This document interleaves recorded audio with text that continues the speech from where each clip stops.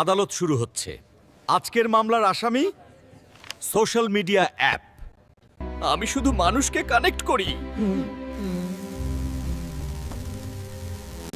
দোষটা আমার কেন? আপনি কানেক্ট করেন না, আপনি আসক্তি তৈরি করেন। দিন রাত মানুষকে স্ক্রিনে আটকে রাখেন। মানুষ ঘুম হারাচ্ছে, পরিবার থেকে দূরে যাচ্ছে।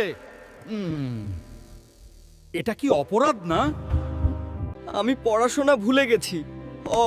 সারাদিন শুধু স্ক্রল করি। আমি তো শুধু প্ল্যাটফর্ম ব্যবহার করে মানুষই।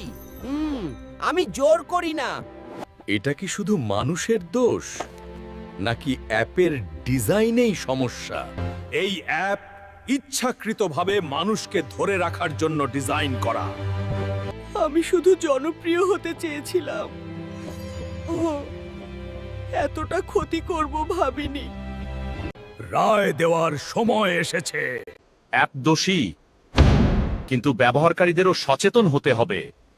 প্রযুক্তি ব্যবহার করুন, কিন্তু নিয়ন্ত্রণ হারাবেন না।